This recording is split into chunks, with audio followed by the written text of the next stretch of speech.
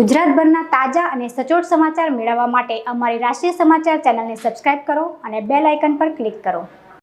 Surat police commissioner દ્વારા ચલાવવામાં આવી રહેલા ઓપરેશન ફરાર અંતર્ગત સુરત ક્રાઇમ બ્રાન્ચને વધુ એક સફળતા મળી છે।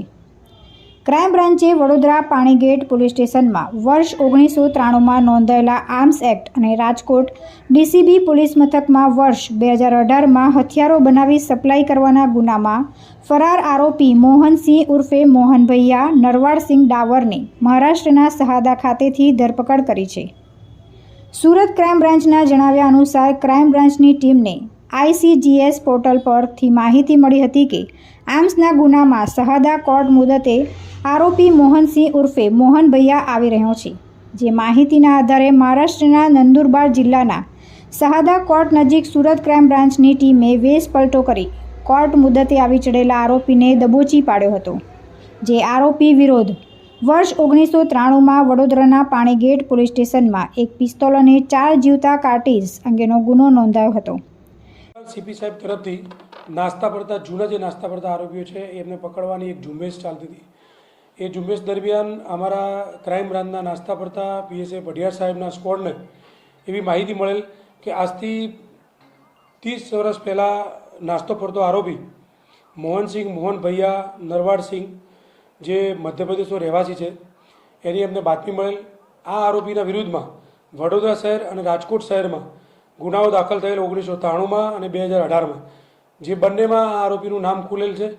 એ આરોપીની બાતમી મળતા PSIની ટીમ ત્યાં જઈ અને આ આરોપીને પકડી પાડેલ છે અને આ આરોપીના વિરુદ્ધમાં જે તે વખતે 70નું વોરંટ પણ કાઢવામાં આવેલું છે અને 30 વર્ષ જૂનો આરોપી ક્રાઇમ બ્રાન્ચની ટીમે પકડી પાડેલ છે।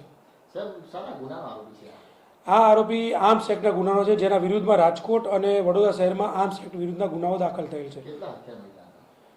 જે તે વખતે વડોદરા શહેરમાં એમની પાસે એક પિસ્તોલ અને કાર્ટીજ 4 મળેલા। રાજકોટ શહેરમાં જ્યારે પકડેલો 4 પિસ્તોલ અને 50 કાર્ટીજ રંગે હાથ પકડેલા। બંને ગુનામાં આ આરોપીનું નામ ખુલવા પામેલ હતું। હથિયારનો ધંધો જ કરે છે।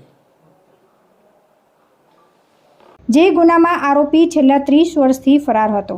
તેવી જ રીતે રાજકોટ ડીસીબી પોલીસ સ્ટેશનમાં પણ આરોપી દ્વારા 4 પિસ્તોલ અને 50 જીવતા કાર્ટીજ અન્ય આરોપીઓને સપ્લાય કર્યા હતા। જે આરોપીઓ ક્રાઇમ બ્રાન્ચના હાથે ઝડપાઈ જતા મોહનસિંહ ઉર્ફે મોહનભૈયાનું નામ ખુલવા પામ્યું હતું। આ બંને ગુનામાં આરોપી વર્ષોથી પોલીસ ધરપકડથી બચવા ભાગતો ફરતો રહ્યો હતો। જ્યાં છેલ્લા 30 વર્ષ બાદ આરોપીને ઝડપી પાડવામાં ક્રાઇમ બ્રાન્ચને સફળતા મળી છે। સુરત ક્રાઇમ બ્રાન્ચની તપાસમાં આરોપી વિરુદ્ધ અગાઉ મહારાષ્ટ્રમાં 3 અને રાજકોટ સિટી પોલીસ સ્ટેશનમાં મળી કુલ 4 જેટલા ગુના નોંધાઈ ચૂક્યા છે। જે ગુનામાં તેની અગાઉ ધરપકડ પણ થઈ ચૂકી છે।